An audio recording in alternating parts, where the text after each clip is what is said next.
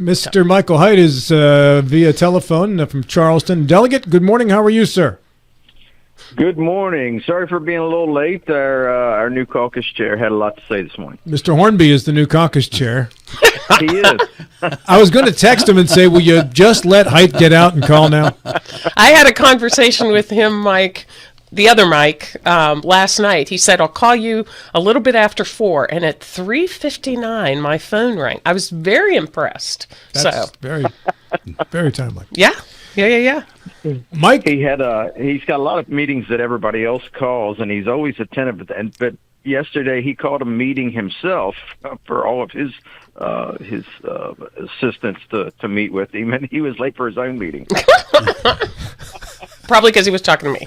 I don't know. That's great. What time is your next meeting, Mike, and where is it? We'll be in session at noon. So I have to be there for that. I have a meeting here in the health office at 10:30, and then a finance meeting at 2, and then obviously the governor's remarks this evening. Yeah, what time is Patrick supposed to start speaking, Mike? Do you know? I'm thinking around 6:30-ish. I know they said we had to be in our seats by 6:15, so I'm thinking 6:30, but you know how governors are. What do you anticipate that he will say, Mike? I have no idea. So, he's been really, really tight-lipped about what's going on. I went to a dinner last night where he spoke, and he gave nothing away then. And yesterday afternoon, he actually came and spoke to our caucus, which was an oddity. A lot of people say they've never had a governor come and talk to the caucus. That the last one may have been Joe Manchin. So that was interesting, but he gave nothing away there either. So it's all going to be new for us. So keeping it close to the vest then, Mike, do you have any predictions? I mean, because he's obviously had a few executive orders that have come out. What do you predict? Sure. Well, obviously he's going to have a lot to say about the budget, I think, and I expect a lot of consolidation and cuts. Where I have no idea, but that's my prediction right now. Is there's going to be some. Obviously, we have a lot of control over the budget once he gives it to us, but I think he wants to see smaller government and less money spent. But Mike, he's also priming himself to throw folks under the bus. He's throwing justice under the bus for the budget. He's made some comment about the legislators not being as tight as or controlled as much as they should be. Do you get any sense at all there's going to be setting up for a war between he and the legislators? That's taken a step too far. Yeah, I would say, listen, he's new at this, and he needs to find his feet and get going. And anything that he's doing right now that may seem like it's anti-legislature, me personally, I take with a grain of salt. I'm not so much worried about the words, but the actions. So he's going to have to build a relationship with the legislature, and I think he'll do that over time. I have heard recently that they've called Darrell Coles back into the governor's office to help with the go-between between the legislature and the governor's office. So I think that's a great move, because obviously Darrell has a lot of people down here he's friends with, and he knows the system inside and out. So that was a good move by the governor. Is this a permanent appointment, or is it going to be just very temporary? What do you know? Well, it's going to be one of his office hires, and I think it's permanent.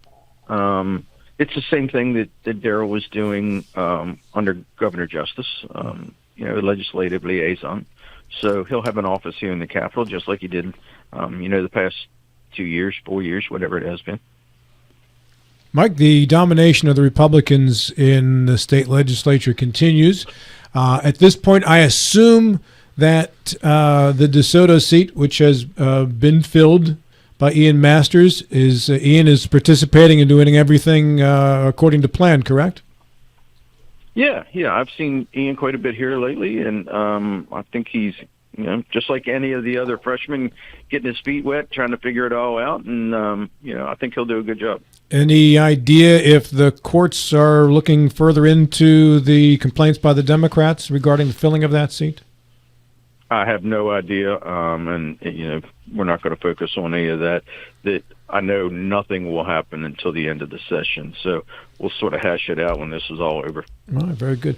Were you about to tag onto that, Bill? No, I was not tagging on it. Another question, quick. A couple of days ago, Mike, a new committee. I know you're on the Health Committee. How does that differ from the Health and Human Resources Committee? Oh, well, it is the same thing. It's, when we say Health Committee, that is Health and Human Resources Committee. We just shorten it to Health Committee. And then there's the subcommittees underneath of it. So you'll have Human Services is a subcommittee. Department of Health is a subcommittee. And I think Healthcare Regulations is a subcommittee. So explain the changes that were made, Mike, in regards to process with the drafting of bills and the passing of bills this year compared to last year. So the drafting of bills is pretty much the same, and the process is the same until you get to the committee level. So once bills came to the committee before, then the chair had pretty much say over them. And the speaker would push some bills down to what we call subcommittees or minor committees before. Now it's sort of more integrated. So because you have subcommittees under standing committees, the speaker will just push the bills down to the standing committee, which would be the the Committee on Health and Human Resources. And then from there, it would be the chair and the vice chair would get together and decide which of those bills go to the subcommittees, and if any stay within the standing committee. So things like CON would be tackled in the standing committee. We wouldn't send that to a subcommittee because it's such a big deal that we don't want to get it, bogged down in a subcommittee. It's something you want the whole committee to hear and get through. So it's sort of a process where the committee chairs have more say over what happens to bills and where they go from the standing. Is it better for public input or worse for public input? So, I've heard a lot of the public saying, we've taken away the hearings and you don't get to do that's just not true. I mean, the public hearings are still available. They're just not a separate thing anymore. They're all part of the committee process. So when a bill is introduced onto an agenda, whether it's a standing committee or a subcommittee, day one is about hearings. It's about hearing testimony. It's about hearing from the public. It's about all of that. There's no voting on the bill at all. There's no amendments to the bill. It is all informational gathering on day one. So the public has the opportunity to speak on each and every bill at the committee level. Maria. So, Mike, I tuned in yesterday to the Joint Committee's hearings, not hearings. Maybe there were hearings. I don't know. How would you, on CON, what's your overall sense of that? You made some comments, asked a couple questions. How'd you feel that went with the presentations? Well, I thought the presentations were great, and the nice thing I liked about how the chairs, the Senate and the House chairs on health, handled that is they gave an opportunity for both sides to be heard. It wasn't one-sided. Nobody made a predetermination of how they wanted CON legislation to go. That there were individuals from I guess the Hospital Association came in and talked.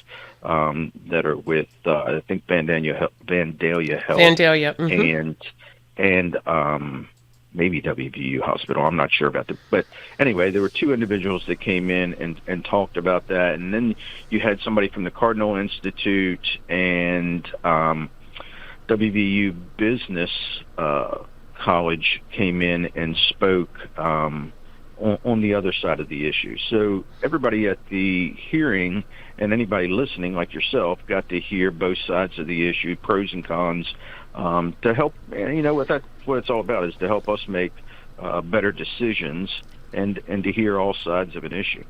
Were there any questions? I know that the chair who was running the hearings, kind of asked people to stick around if there were any questions that folks did not want to pose during the actual presentations. Any of that, or what's your awareness of that?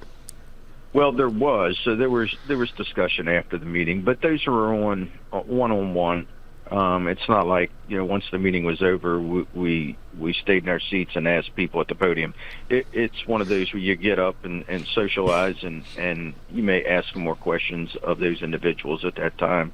Or a lot of people just left. Got it.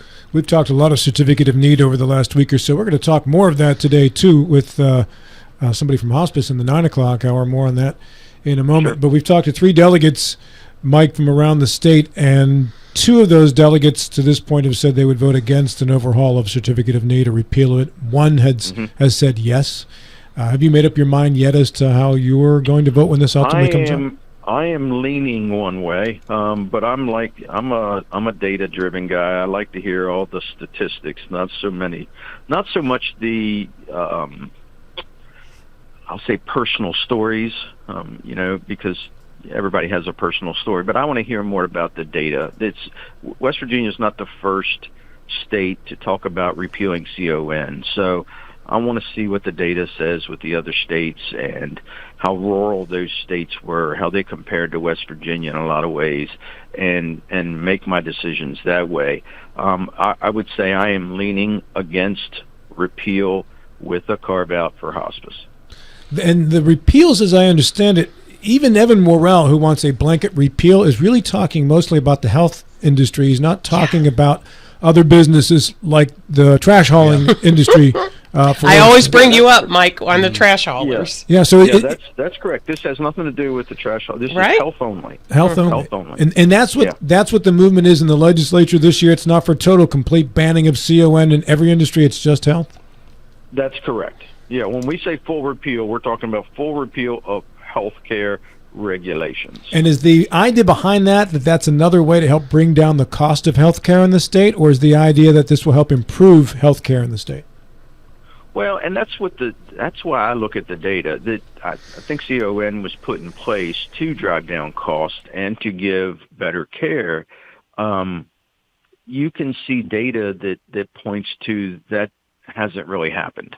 And, we talk about rural areas and not having services in rural areas. When I look at the data that of other states, and you can use, I don't know, South Dakota, New Mexico, Wyoming, states that like us are don't have a whole lot of population and are expansive and rural in nature, that they haven't noticed those things either after the repeal. So it's one of those things, and I was talking to another delegate yesterday about this, and he has the same concerns that a lot of people have and, express of, if you repeal CON, this is going to happen, this is going to happen, this is going to happen. And I said, I know in theory those things should happen, but the data does not support that. And that's what I look at. I want to see the data, and not just data from, maybe a state like Georgia where it's more urban than rural, or even Florida or states like that, because they don't compare as well to West Virginia. And go ahead. I was thinking, Mike, too, when I was listening to the testimony, one of the things you kind of keep in your mind is in these very rural areas that are served by one system currently, what is that going to do? is it really going to change all that much? Like, is another system going to come in because CON has gone away in Logan? I'm just trying to envision what that would look like. Sure, and that's everybody's concern. When we talk about this, that the healthcare profit margins are usually pretty low. They're in the 1% to 2%. So people have concerns about if you introduce these other services in those areas, you could eliminate hospitals. You could eliminate services, or that hospitals aren't making money in those areas. They would just pull out altogether. And again, that theory makes sense to me. However, the data doesn't support that. When CON has been repealed in these other rural states, that other services has popped up in those more rural areas and have stayed there. So it seems like the data suggests that it gives more access in rural areas than it did before with CON. Mike, and obviously I want to look at the data more Sure. and compare apples to apples and make sure it's apples to apples before I make a final decision. But that I'm data driven, so whatever the data says, that's pretty much the way I'm going to go. Michael, thank you. We are out of time. I appreciate yours. Look forward to speaking with you regularly during the session if Mr. Hornby will let you out. Thank you, guys. Okay, Great Thank time. you.